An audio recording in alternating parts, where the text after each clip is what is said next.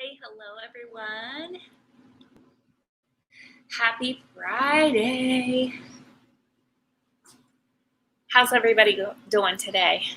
I hope you've had a great week.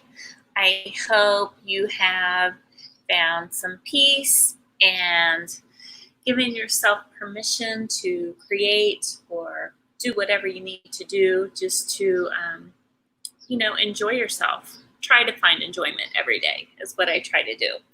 Hello, hello. I see you all coming in. Please say hello when you come in. Just a little disclosure here. This is a live broadcast. So if you're over on YouTube, welcome. And if you are not really into the live things, then you can watch the edited videos or fast forward to the meat of it. But today is kind of special. I have a little gift that I'd like to give one of you that are viewing today. And I'm going to tell you guys a little bit about how that works. I do have my VA that will be showing up. She'll be coming in here momentarily, dropping a link for all of you. And what you'll need to do is click on the link, and that will get you entered to win the book that I'm going to give away. This is Fear is Not the Boss of You. I have read this book. I have it on audio, and I also bought an extra copy for one of the viewers. She is my coach, my mentor, and she's now an author. And the book is very, very good. So I started this off last week, and we played a little bit of the Audible so that you guys could listen to a little bit while I painted this kind of confusing painting here. It's an intuitive piece. So what I'm going to do today is I'm going to paint a little bit, and I'm going to turn the chaos that we see into a more cohesive kind of a look. And that is how the intuitive art works. And I think that it is very, very, it's a good type of painting to fall into the line of what this book talks about, because it is fearful to just paint and not know what's going to happen and make yourself vulnerable, right? That's kind of what intuitive painting is all about. So how are you, Christine? Hello. Hello, Tuscan Summer. Hi, Marcia. How are you? I am, one second. I'm waiting on my VA to come in. So she has a link that she's going to drop, and that is how you all will be entered to join this. What are y'all doing today? Thank you for sprinkling the love. So if something happens and this doesn't work out, we will have to wing it and do the number kind of thing. There she is. Okay, hi Heather. I thought maybe we were having some tech problems. So if you guys look into the comment section, Heather Ash is dropping a link. And Heather, you will want to make sure that you go over onto YouTube and drop that link as well, so my YouTube friends can get in on this. So what I'm going to do is I'm going to play some of this live for you while I paint a little bit. Meanwhile, Heather is going to be dropping the link. So you want to make sure you sign up on the link that she put down. And then at the end of the feed, or the end of the program today, we will announce a winner, okay? So good luck, everybody. So I'm just going to kind of paint quietly and kind of let you guys watch, all right? Thanks so much for being here. And if you can sprinkle the love, that would be awesome. Let me get this started. Whoops. Okay. Chapter 3. Scared? It's like the smarter you are, the more things can scare you. Catherine Patterson, Bridge to Terabithia. So if you're currently feeling overwhelmed and stuck, I would bet my last Hobby Lobby 40% off coupon that you're also tied up in knots with fear. You fear you're going to be stuck forever. If you try something to get unstuck, you fear you will fail miserably and everyone will see it. Or you fear that the new thing will be worse than being what stuck was. Or perhaps you're overwhelmed with all your choices. Or you fear that the new thing will be worse than being stuck. Or perhaps you're overwhelmed with all your choices, and the fear of making the wrong one makes you freeze. Does any of that sound familiar? You fear saying no to people, so you say yes to that PTA position, or that church volunteer job that you actually have no time for, which just makes you even more overwhelmed, as does your fear of doing the wrong thing, or doing the right thing in the wrong way, or at the wrong time. Basically, being stuck, being scared, and being overwhelmed, they're all sister wives, and it isn't a good relationship. They all come back to the fear of something. They all take up camp in the same place, and they basically look and smell the same. And they all lead you down the same road of confusion and destruction. Fear makes us behave in ways that shock ourselves, because logically, we know our fear makes no sense. We don't apply for a job promotion that we know we're totally qualified for, because we're afraid of not being ready or not getting it. Or worse, we fear that we will get it, and then we need to actually do the thing we said we can do. Fear will make you hold back from announcing a recent business success because you're afraid of being judged by family members that you really don't like that much anyway. Fear will make you delay hitting publish on a website you spent months building and thousands of dollars creating. Fear will make you stay in a place that you have outgrown for longer than you should stay, because what if it's worse over there? I learned this the hard way.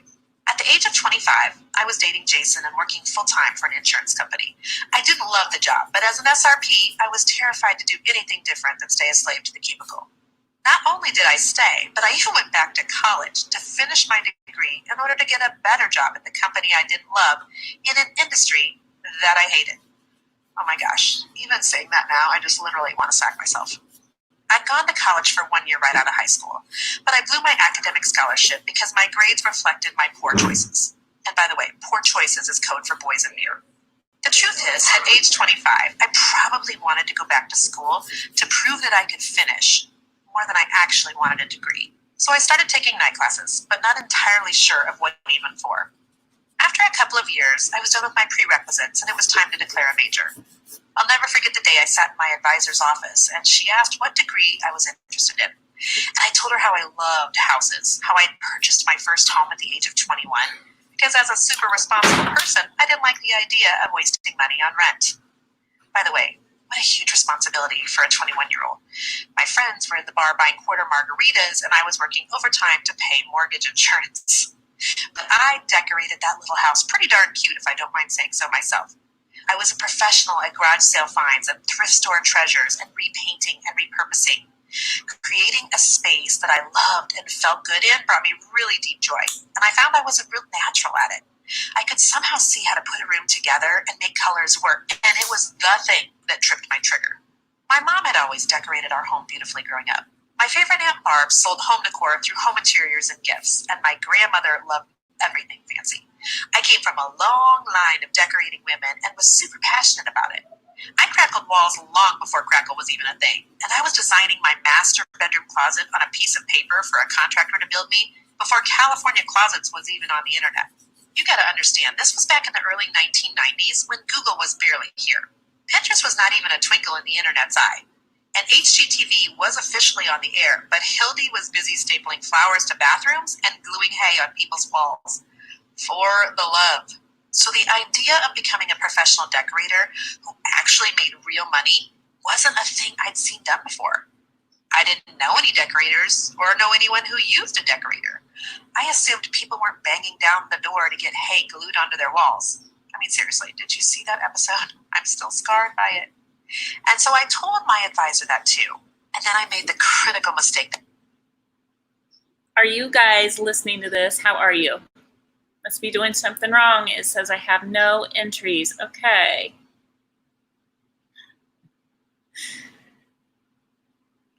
Heather, could you help her? Listen, those of you that listened to the last live that I did, I may be replaying the same chapter. So let me know if I am, okay? And I'll be watching.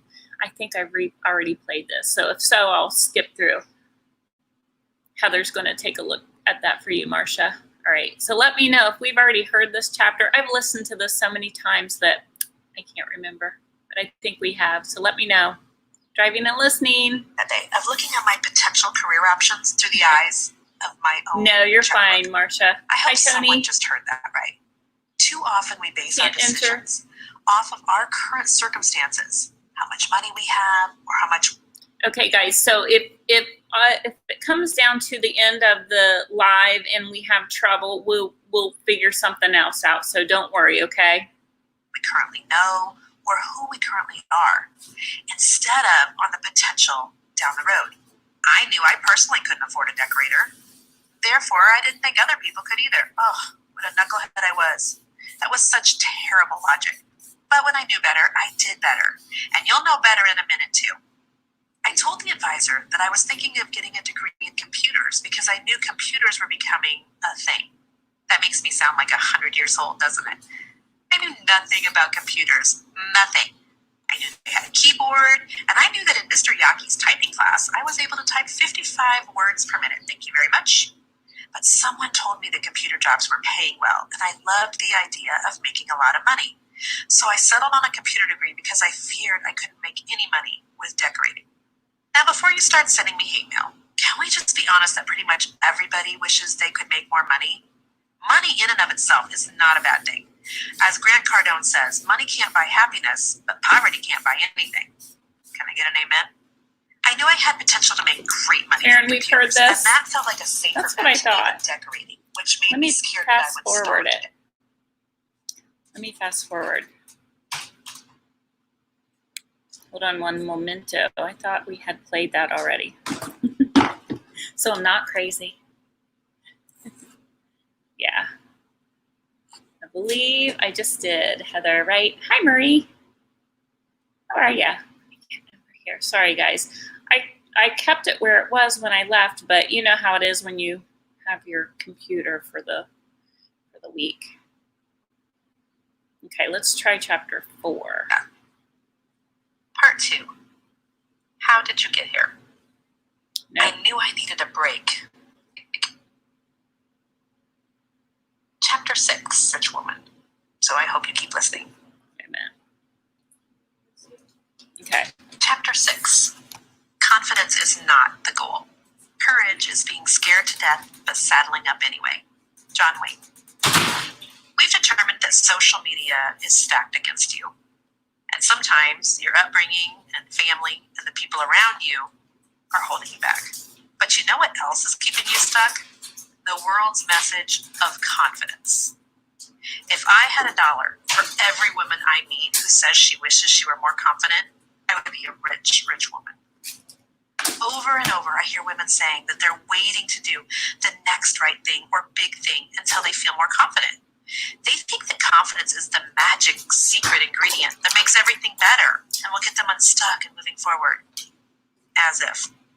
I'm not confident enough yet to start charging for my painting, they will tell me. Or I don't have the confidence yet to start blogging. Or I wish I was confident enough to leave my day job.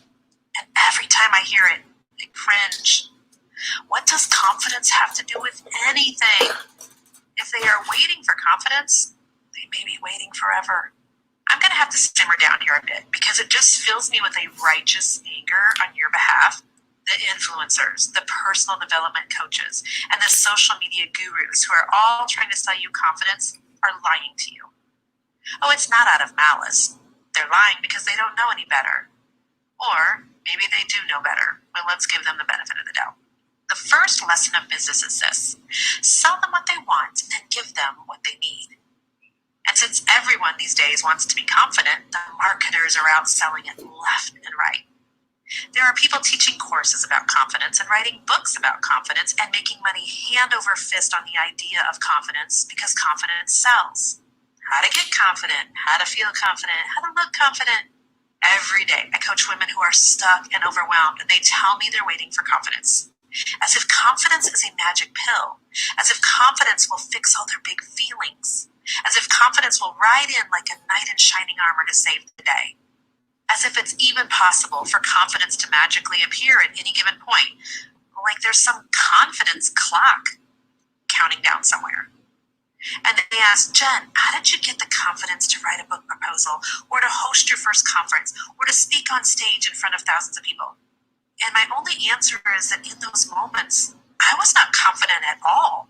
How could I possibly be confident of something I had never done before? It would be insane. If before our kids could walk, we expected them to feel confident about walking, right? It would be insane to expect my son to feel confident about filling out college applications when he's never done it before. Which leads me to a conclusion that, while not very popular, I believe to be 100% truth. Confidence is crap. Confidence is not what we should be shooting for or waiting on.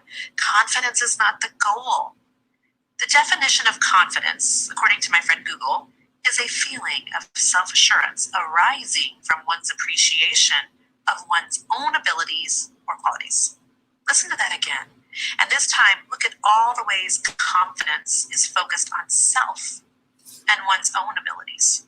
And as a Christian, that just doesn't sit okay with me. Focus on self is always a dead-end street.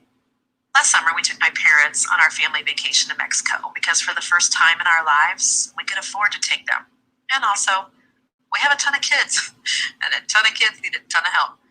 My kids' favorite thing to do on any family vacation is to go ziplining, which is basically to say that my kids enjoy being suspended in midair, sliding across a cable, and giving their mom a heart attack by dangling upside down over a jungle at every chance they get in foreign countries. Lovely. So while we were in Cancun, we found a zipline course over the jungle. When we got to the course, I honestly wasn't sure if my mom and my stepdad would zipline with us or not. After all, my mom is 68 years young and she has a huge fear of heights. She's the woman on the plane who's snapping her wrist with a rubber band in order to calm her nerves. My mom has amazing qualities. She can bake like Betty Crocker herself, but a flyer she is not. The tallest tower at the zipline course was 95 feet tall. Okay, everybody, just a little heads up. Heather Hanson Ash is here on the feed, so I want you to look in the comment feed. And Heather, don't forget over on YouTube, drop that link. She had to create a new link because the link was broken. So everything should be working fine now, okay? So everybody, if you would like to win Jennifer Allwoods' book, Fear is Not the Boss of You, which is what we're listening to now, go ahead and get into that link, okay? That felt like about 765,478,985,852 steps to the top of that thing in the heat of the summer. If my mom had said no to the idea of that zip line, I would not have blamed her. But she didn't. She climbed all 7 towers, and she did all 7 zip lines with the rest of us, and she enjoyed every single second of it. And no one was more shocked and more proud of her than I was. And of course, we recorded video clips and took all the photos, because if it isn't on social media, did it even really happen? And after my mom posted some of her pictures, one of her Facebook friends commented, "Connie, I can't believe you zipline." She knew my mom had a fear of heights. And my mother answered, "Well, they didn't give you any time to think about it. They had me strapped in and walking off the ledge before I even had time to consider it." Ooh, that, my friends, is wisdom from my mom. And it is the one major key to getting the confidence you're looking for. My mom didn't have time to think about it. She just did it. She didn't plan. She didn't consider. She didn't ponder. She didn't make a list of pros and cons. She didn't call 4 of her closest friends to get their opinions. And most of all, she didn't overthink it. I wonder how powerful you and I would be in life if we applied my mom's ziplining strategy to every area of our lives. What would happen if every time an opportunity presented itself that you felt like you want to do or are supposed to do, what would happen if you didn't think, but just did? I wonder how much more powerful we could be, how much more effective for our purpose and for the kingdom of God we could be if we did not stop to rationalize things that are put in front of us every single time. Wondering about going back to school? No need to do a pro and con list. Just call the admissions office for information today. Thinking about asking that guy in your singles group out? No need to keep thinking. Send him a DM today. See what he says. We have become a society of overthinkers. And newsflash, not everything needs to be thought about. You are giving your mind too much time to rationalize and talk yourself out of things. If you just look at my mom's Facebook photos, she looks totally confident up there on the platform, getting ready to soar over the jungle of Mexico. But her reality was totally different. She didn't stop being scared of heights. She wasn't full of self-assurance in her own ability. She just jumped. Many of the people who look like they have made it, using air quotes, have incredible insecurities and fears. The day I was on stage with Chip and Joanna Gaines, hashtag I thought I would die. I wasn't on that stage because I was confident. I was on that stage because I was obedient. God had opened a door, and I said yes. I had the courage to say yes, and whether or not I felt confident was not even a factor. Listen, the only difference between you and that girl who has 10,000 followers on her health and wellness Facebook page is that one day she woke up and said, I may not know everything, but I'm starting it anyway. The only thing that is different between you and the girl who's getting the promotion that you've wanted for the last decade is that she woke up one day and decided it didn't matter how old she was or what anyone else thought of her decision, and she applied for it anyway. You think people are confident, but no, they just have courage. Courage should be the goal, my friend. In this world of Instagram selfies and online marketing, lots of people are faking confidence. They are staging pictures of themselves dangling off the side of staircases, mindlessly tipping their hats and hoping that their pictures reek of confidence. They're acting out the whole fake it till you make it thing that they think is going to attract followers and customers and friends. Side note, I don't know about you, but personally, I would rather someone tell me they have no stinking clue what they're doing. Faking it is for charades and other games, and ain't nobody got time for that in the year 2020. Life is too short to be faking anything except eyelashes and plants. Several years ago, Jason got me the book called Crash the Chatterbox by Stephen Furtick.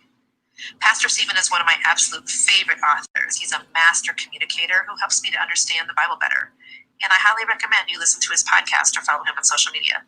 Crash the Chatterbox was such a game changer for me that it's now recommended reading for every person in my business group.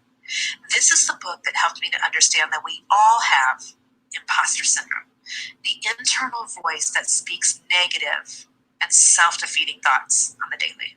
Imposter syndrome is the nagging thought that at any moment, everybody will see you are a fraud. That despite your accomplishments, despite your accolades, despite the evidence, you are certain that at any moment, the world will find out you don't really know what you're doing and it's all going to go up in flames. Stephen's book was so helpful because it taught me how to recognize the voices in my own head. I can be my own worst enemy, and I bet you can too. And it basically convinced me that no one, and I mean no one, is exempt from feeling inadequate at times. The truth is that so many people who appear for all practical purposes to be successful, they aren't always confident, or ever confident for that matter. They just do things in spite of their confidence level. Here's the thing, my friend, I need for you to get this. Confidence is an end result. It's the byproduct. It's the happy consequence of doing things while you are afraid. While you are afraid. Confidence is what comes after you do the thing that you're scared of. And then you do the thing again. And then you do the thing again. Confidence has to be earned. It's like this thing that accumulates over time. There's no shortcut to confidence, and anyone who tells you differently is trying to sell you something. The truth is, the only way to gain confidence is through experience. You can't buy confidence, manifest it, package it, or wish it into existence. The reason you're stuck is not because you lack confidence. No, you're lacking the experience that's going to help you to feel confident. There's such a huge difference. But I need you to quit waiting for confidence before you get out of your rut and out of your head. You don't need confidence, friend. You just need guts and the courage to say yes to something, even with that nervous feeling in the pit of your belly. Are you catching what I'm throwing here? You don't need confidence. You need courage. Courage is defined in Google as the ability to do something that frightens one. Do you see the difference? Courage is not a feeling. Courage means you do what's necessary to make things happen, regardless of your feelings or confidence in a matter. Courage will push you way outside your comfort zone. Courage will have you signing up for classes and applying for jobs and making a website to announce the launch of your own business before confidence ever comes into the equation. Courage will have you trying one final round of IVF, even though your heart has been broken before. Courage will have you running for city council, even though you lost the last time. Courage will even lead you to zipline for the first time in your life at the age of 68. Courage is willing to take risks when you don't know how it's going to work out. Courage is rolling the dice on a hopeful outcome because there are no guarantees that the thing you're going to do is going to work out or be a success. Courage is what will make you say yes to things in spite of your feelings about it. Now listen, confidence says, I know what I'm doing. Courage says, I don't know what I'm doing, but I'm going to try it anyway. Confidence says, I know what I'm capable of. Courage says, I know who makes me capable. Confidence boasts. Courage listens. Confidence says, I can do it. Courage says, I'm not sure if I can do it, but I'm willing to try. Confidence says, I've done this before, so I feel good about it. And courage says, I am willing to begin again. Confidence operates from a place of personal power, and courage operates from a place of personal conviction. Did you hear that? Confidence thinks I can handle anything thrown at me. Courage knows that I can turn to others for help to handle whatever's thrown at me. Confidence focuses on self. Courage focuses on what needs to be done. Confidence is the result of courage in action. Motivational blogger Yoon Shizao says, courage is thriving under uncertainty, while confidence is the assessment afterwards. At the time of writing this book, I have finished 10 triathlons. I can now say with confidence that if I do an 11th or an 111th triathlon, I am pretty confident that I will finish and I will not die. But did I have that same confidence in the first race? Oh gosh, no. Did I have this confidence in the second one? Nope. At the time, I was convinced that not dying the first time had been a total fluke. Did I have this confidence by the third race? Perhaps. Perhaps by the third time, I was feeling a tiny bit more confident. But am I still scared every time? Absolutely. Do I still panic every single time? You bet your britches I do. And by panic, I mean gasping for breath on a lifeguard's rescue buoy every single time, friend. But I had courage to sign up. And my past experience of not dying 10 times would tell me that I can rely on my experience to conclude that I can be pretty confident about not dying. I'm still not a confident swimmer, but I'm confident that I will finish. But what if I had waited to feel confident before I signed up for the first race? Girl, I would still be waiting. Instead, I gathered the courage to sign up, and my confidence came over time. Here's another gem from Instagram, quoting Daniel Mayer. Confidence is courage at ease. I would like to think that when I feel called to do something out of my comfort zone, that my confidence in myself does not matter. I may not feel qualified or assured of my own abilities, but I am confident in the one who did the asking. And that's the difference between self-confidence and confidence in God, by the way. Self-confidence puts all my focus on my own abilities. Having confidence in God means I believe He is who He says He is, and He will do what He says He will do. And if He is calling me to it, He will certainly bring me through it. And I can have confidence in all that. Self-confidence is a term that sells, but confidence in the Lord is where I'm willing to put all of my chips any day of the week. You see, God is never going to tap you on the shoulder and ask you to do something that He can't 100% equip you to do. The Bible says that He will equip those who He calls. That's in 2 Corinthians chapter 9, verse 8. God knows that you are representing Him. He knows people are watching you live out your life. So why would He set you up for failure? That would make Him look bad. Friend, the pressure is not on you to perform. The only pressure that's on you is to have the courage to say yes, and then it's on God to provide. And the confidence may or may not come, but that's not the point. I don't know about you, but I know that if I give myself too long to think about things, I can talk myself out of about anything. Maybe you know what I'm talking about. I can give myself a laundry list of reasons why I should not attempt a big, hard, and scary thing. That talk myself out of it voice has convinced me more often than not that I should not get up off the sofa and take a jog. So I know that voice isn't always on my side. But still, human nature is to protect ourselves from things that are hard. So that is why we talk ourselves out of things. It's natural and easy to say no to hard things and to say yes to easy things. So one of the things that I've found that helps me to act with courage is to find other people to be courageous with. My mom would never have ziplined solo. She did it because we were all with her. Girl, FOMO, the fear of missing out, it's a real thing. So if you're facing something big, call a couple of girlfriends and invite them to join you. Doing things alone always feels more exposed. The vulnerability factor is so much higher, and nobody likes to feel vulnerable. If you can get people to do something with you, you'll have accountability, plus someone to urge you forward, because let's be honest, when others are with you, you'll want to keep up because no one wants to look like a punk. Am I right? Plus, courage is contagious. You can't be around brave people and not eventually have it wear off on you. This is why who is in your circle is so important. As I tell my children, show me your friends and I'll show you your future. So consider the people around you carefully, including the people you interact with and follow online. You cannot listen to complainers and blamers and Debbie Downers day in and day out and think you will make positive, courageous decisions. It's not going to happen. At the time of this writing, my dear girlfriends Carrie and Laura are fasting and praying on my behalf for several days in a row. Why? Because they're confident of God's call on my life. They know this book will break chains and help set women free. They believe in that enough to sacrifice their time and their full bellies to help bring that to fruition. What a gift they are to me. What a treasure on the side of heaven. I can't thank them enough. These are the type of women you want rooting for you and in your corner. The ones who believe in you even when you are not confident yet. I love the saying from Jim Rohn that says, you are the average of the 5 people you spend most time with. So girl, get around people who will encourage you regardless of your confidence level. And if you're still struggling with getting enough courage to say yes to things in your life, set aside some time just to remember.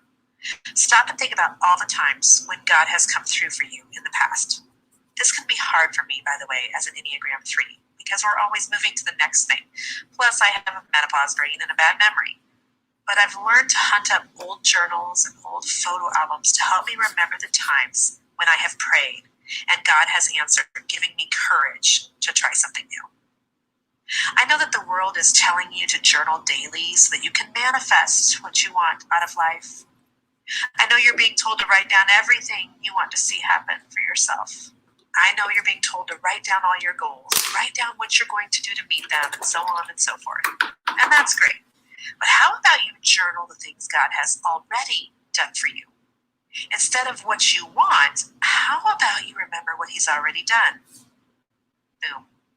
Rereading the stories of the time God's come through or made a way will remind you that He has brought you through things already. You'll remember the times you gathered your courage and acted even though you were scared and you did not die.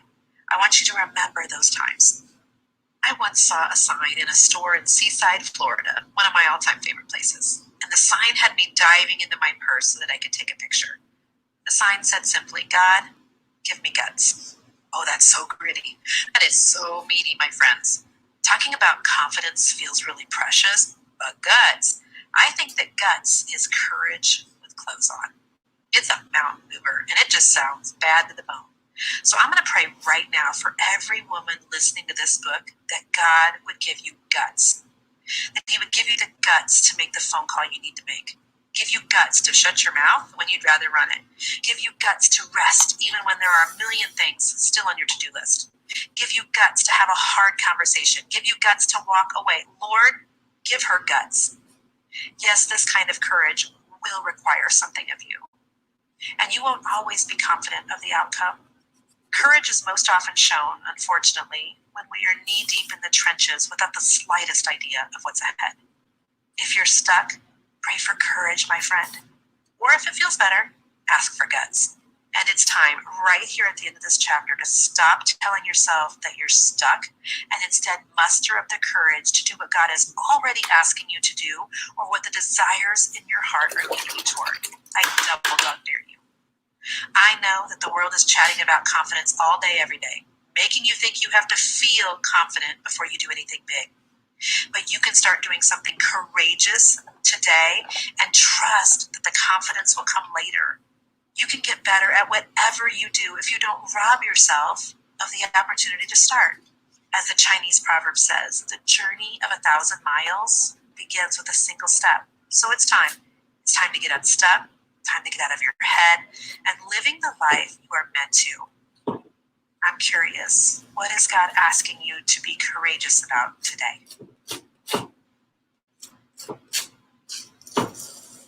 Chapter 7. But maybe, perhaps, supposedly, staying stuck is kind of sort of your fault. The price of inaction is far greater than the cost of a mistake. Meg Whitman. I hope you just got warm fuzzies in the last chapter. You're feeling all courageous to get unstuck, and we're friends now, right?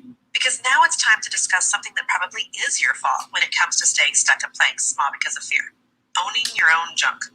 This one may sting a bit more, but it's important because owning your junk and accepting personal responsibility for what you have done in the past and continue to do in the present and the future is so big. I want you to know that change is possible for your life, but it's entirely up to you. You and you alone are responsible for how you handle whatever you were handed in life and how you handle both yourself and your emotions today. But first, let's talk about elephants. Do you know how trainers control elephants? When elephants are born into captivity, trainers control them by tying them to a tree, to a fence post, or something else that can hold them. Initially, the baby elephant pulls at the rope and tries to break free. But elephants are quitters. They give up fighting for freedom pretty quickly when they realize they are unable to get loose. Eventually, elephants grow and they mature and they get so big that they could easily break the rope, but something crazy pants happens. They don't even try. And it's not because the trainers use heavier ropes or bigger trees. In fact, as an elephant gets older and bigger, trainers are able to usually use a smaller rope and smaller things to keep the animals tied up.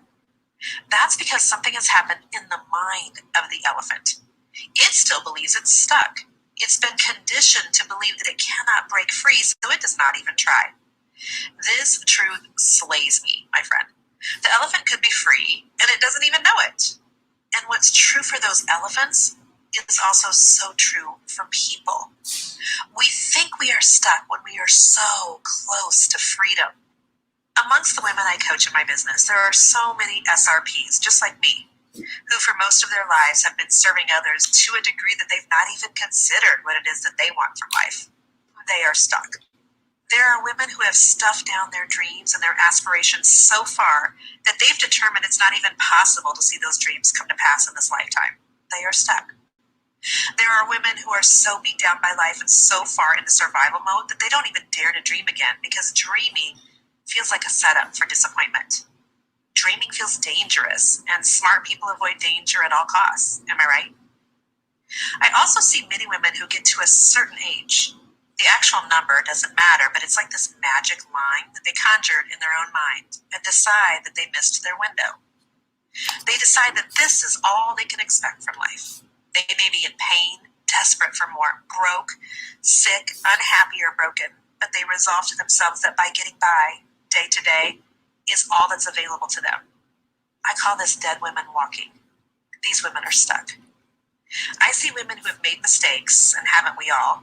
And they believe that by just getting by, it's their life sentence for their mistakes. Oh, sis, God has so much more in store for you. I see women who want to stay home and raise their kids, who feel shamed by others into thinking something must be wrong with them, that they should want something in addition to the title of mom. And that's just a bunch of baloney. There are so many women whose deepest dream is to be home. Please do not let social media telling you what wanting more should look like. It's not always a six-figure salary. It's not always rocking a stage. It's not always taking over the world. For years, I wanted nothing more than daily naps with my babies, and I got them, and I'll never regret that. I meet so many women who are feeling stuck in their lives, unable to move forward toward the thing that they want and the thing that God calls them to because they've tied their mind to a false truth. Often they are tying themselves to the person they were in the past. They keep themselves stuck because they just won't let things go. They won't let go of the old ways of thinking. They won't let go of the old habits. They won't let go of the old people. They are only stuck because they're continuing to choose stuck on a daily basis. We, like elephants, have the strength to break free from the flimsy ropes that hold us in place. But too often, we've grown comfortable in our stuckness. We carry it around like a toddler's favorite blanket. Because when we're terrified, it's easier to claim I'm stuck than it is to gather the courage to say, I'm trying again. Friend, what you're doing, the words you're using, the wrong thought patterns that you are playing over and over in your mind, they are not serving you well. And in order to get you from stuck to free, we have to be able to recognize our own stinking thinking. Thank you, Joyce Meyer, for that terminology. Let me give you an example. As a mom, I show love to my kids by helping them to see when they're acting like knuckleheads. And real love is helping them work through why they do what they do so they don't do it again. For example, one of my kids has a friend who's a total flake. There's just no other way to say it. They say they will come over and they don't. They make plans and then they cancel. Or worse, they just don't show up. They dump plans with my kiddo if a better offer comes up. And as a mom, it makes me want to say, hold my earrings. Can I get a witness? One day I was talking to my kiddo and told them that they needed to stand up for themselves with this friend. But even as I was talking, God reminded me that I have never been good at letting people know when I'm not okay with how they treat me. I have stayed in relationships, both personal and professional, that I shouldn't have. I have always had trouble standing up for myself. I generally make decisions that keep the peace and don't ruffle any feathers. Peace at all costs has been my go-to saying. And then it hit me. Oh my gosh, my kiddo is acting just like me. In fact, one of the reasons this manuscript was hard for me to write is because I want to be bolder in my writing. I wanted to write the things that I know to be truth, even if I don't have the courage to say the same things out loud. And I am praying that God will give me that grace, but I'm not there yet. I might sound cocky on paper, but I still struggle with hard conversations. I can shrink down and behave like a wounded middle schooler in a hot second. I don't say what I so badly want to say for fear of upsetting people. And now I have to ask myself, is my child doing the exact same thing? Is he not telling his friend that his feelings are hurt, or that standing him up is not okay because of me? Did I hand my son being a pushover? Did I hand him just take it? Because that isn't okay. That is not what I want to hand any of my children. These kind of aha moments will change your life if you will let them. When God shows you how you are behaving and then is kind enough to lovingly show you why you behave in that way, it's a game changer. And this, my friend, will get you unstuck. I need for you to understand right now that you are not defined by the awful things that happened to you. That traumatic childhood, that abusive boyfriend, that cheating spouse, that friend who betrayed you, those experiences are not all of you. Certainly they're a part of you, but not all of you. They are not who you are. You are a grown woman capable of healing, capable of being whole, capable of doing hard things, capable of moving forward. God does not mark your life by one event or one tragedy, or a series of them for that matter, and you should not either. It's time to stop replaying the old tapes and the old mistakes over and over in your mind. You are not who you were back then. Heck, you aren't even who you were last month. You are not even the same person you were yesterday if you did any sort of reflection, prayer, or anything to grow yourself in the last 24 hours. You may have failed, but you are not a failure. You don't have to stay stuck. Try again. That bad relationship you stayed in would never happen with the person you are today. That bad business deal, it was just that. It was bad, but you learned. And now you know what not to do. Yeah, you messed up and flunked out of school. Yes, you went bankrupt one time and now you know better. And when you know better, you do better. You are capable of getting unstuck if you change how you think about what you have already done.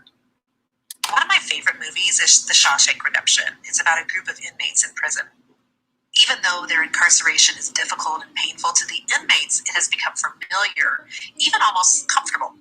I would think that inmates in a place like Shawshank would want to be released, but the movie shows how many of them struggle when they get a taste of freedom. Being locked up has become the thing that feels the safest, just like the elephants, just like you and me. I hope that you catch that. The way we act and react to things and the way we think about what we have been through is what ties us down and keeps us stuck. We say we want to be free, but our behavior often tells on us. So can you relate to any of these habits? Do you get completely stuck in your own head? You're choosing to stay stuck. Are you an overthinker? Do you think things to death? And the more you consider things, the more stuck you become? You're choosing to stay stuck. Is it hard to get out of your own way because you are your own worst enemy? Who needs haters when your own terrible self-talk is self-loathing? Girl, stop. Your words are keeping you stuck. Are you self-sabotaging?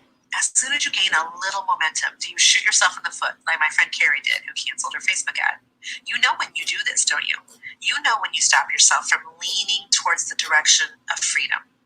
Do you use the excuse that you are too shy, too weird, or too young, or too old, or too whatever to do the things that are out of your comfort zone? I love you, but friend, that's so lame. What God asks you to do, desires He puts into your heart, you are already equipped for. And if you aren't, He'll bring the people alongside you who are. But that's a whole different book. Do you get so jealous of others and spend so much time comparing yourself to them that you get stuck? Are you waiting to do things until you are perfect? Oh, friend, I have a story coming up for you. Are you harboring unforgiveness and bitterness? Oh, I've got a whole chapter on this one coming for you, friend.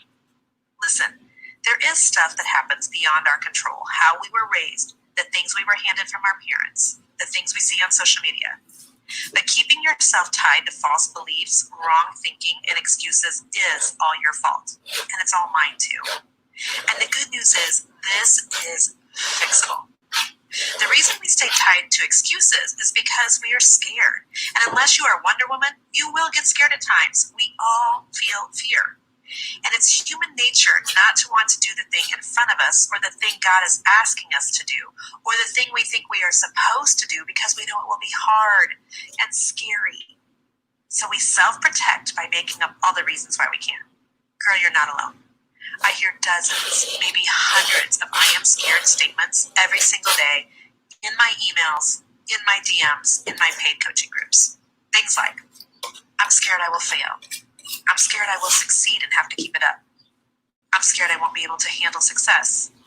I'm scared it will change me. I'm scared people will treat me differently. I'm scared they'll find out I don't know what I'm doing. I'm scared I'll go too fast. I'm scared I'll go too slow. I'm scared I'll look bad. I'm scared I'll make a mistake. I'm scared it will harm my family. I'm scared my kids will resent me. I'm scared I'm going to end up broke. I'm scared I'm not smart enough, and on and on. Friend, anytime you are trying to do something you have not done before, something that feels big to you, and oh, by the way, what feels big, hard, and scary to me may be an area that's not a big deal for you, but something that takes you out of your comfort zone, you will feel scared.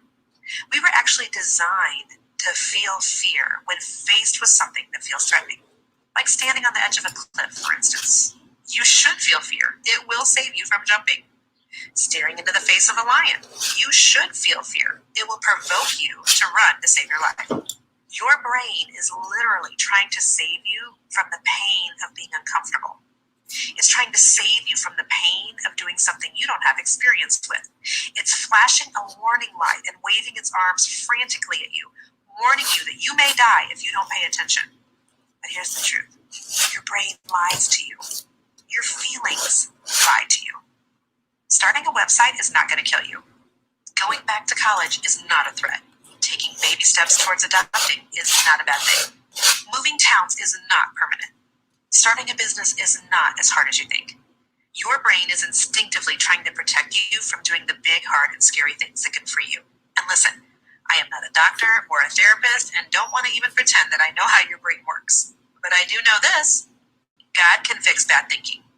God can show you how your mind is keeping you from your freedom. God can point out in a way that only He can how you're your own worst enemy when it comes to getting unstuck. Trust me, I know. I have an overactive imagination that has led me through paralyzing seasons of fear, when what-ifs felt like they controlled my brain. My natural bent, childhood experiences, trauma, and genetics all contribute to the crazy train that in the church world we call a vain imagination. It's the part of your mind that goes instantly to worst case scenario and makes you think that no one and nothing is safe. If this is something you struggle with, these situations will sound familiar. If you're getting ready to take a family vacation, are you making sure the life insurance is paid up because more than likely the plane's going to go down? If there's a knock at your front door after 10 p.m., do you automatically assume trouble? Do you see an unmarked package in the mail and think it's dangerous? If you see the school's number on your caller ID, are you already trying to figure out which of your kids are in trouble? Those vain imaginations are lies that keep you stuck. And I will talk more in the later chapters about my personal struggle with this. And now I'm going to say something that sounds really insensitive, but I hope by now you know I'm saying this from a position of love. Your feelings about whatever you're trying to do in life or whatever God is asking you to do, they really don't matter. Since when did your feelings become a good reason not to do something? Your feelings, my friend, do not release you from your calling. Even if you feel scared, you still have things to do on this side of heaven.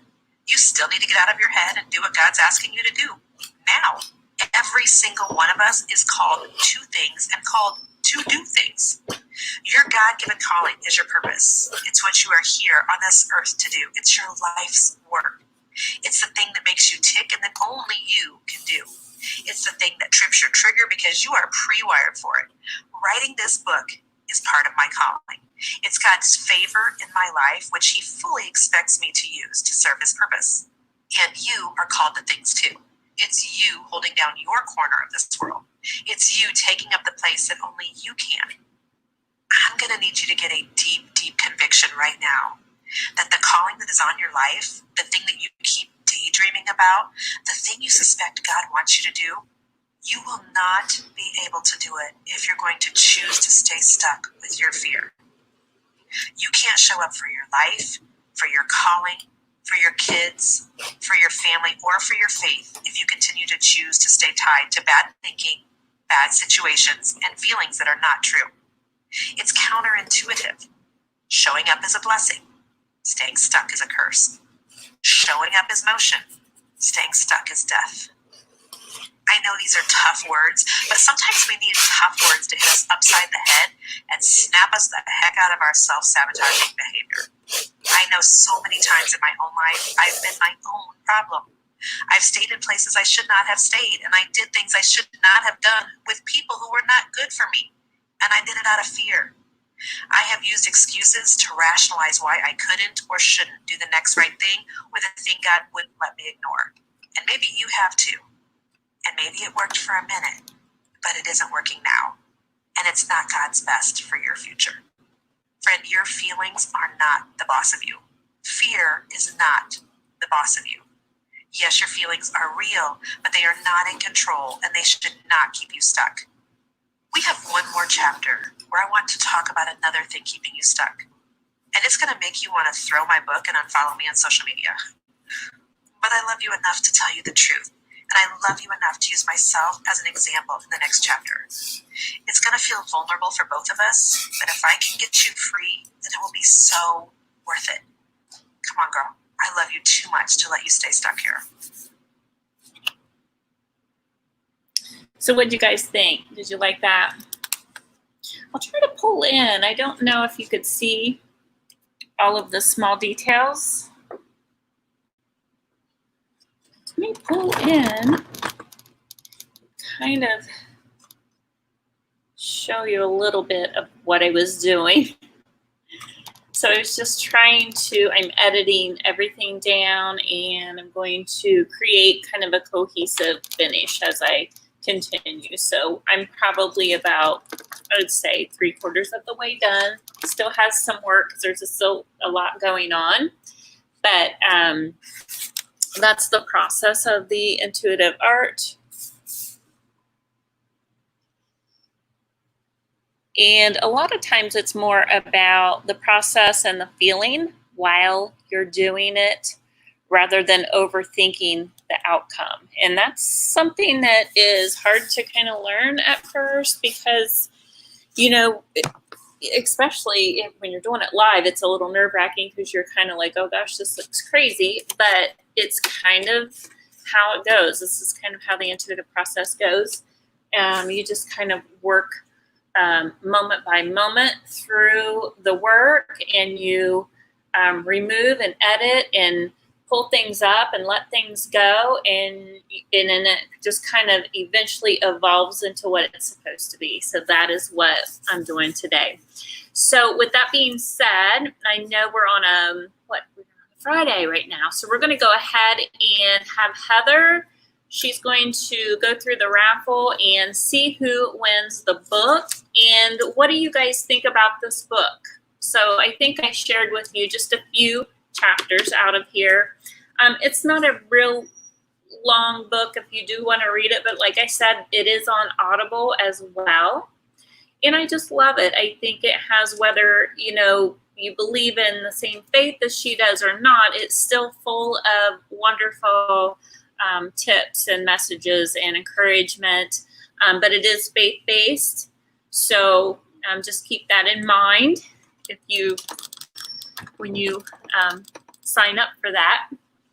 Thank you so much. Christine says the book's great. Hi, Catherine. How are you? Thank you, Heather. And thanks, Amber. I must read the entire book. Yes, it is really good. She's just a smart lady. I've learned a lot from her and have been encouraged many, many times by her. Jade! Oh my gosh.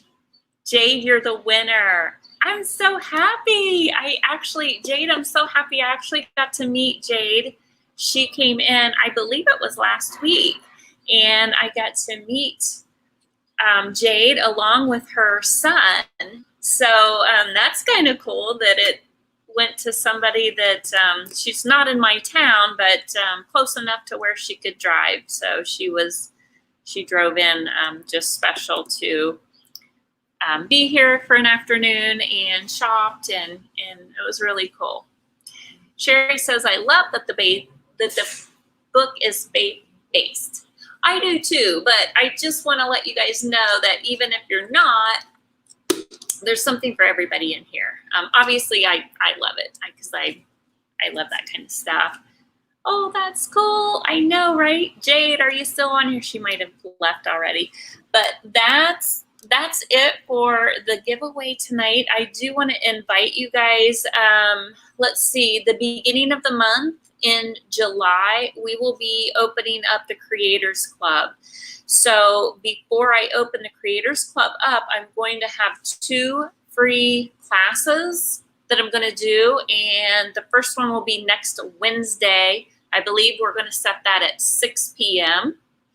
And I invite all of you to come and paint the class with me and get a little taste with maybe what we do in the Creators Club and just kind of try it out. So hopefully some of you can come and paint along. We'll try to get a materials list ready and all that. So I'm working on that class right now. So yes, Amber, I'm sorry. Yes, you did. You had to enter the raffle to win. I'm so sorry, Amber.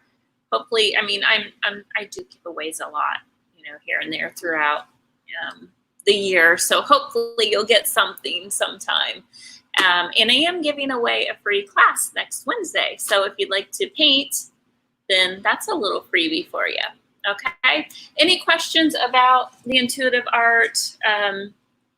It's evolving. It's going to change even more by the time I get it finalized. But I hope you had fun watching. And again, congratulations, Jade. All right, I'll see you guys later on. Have a great weekend.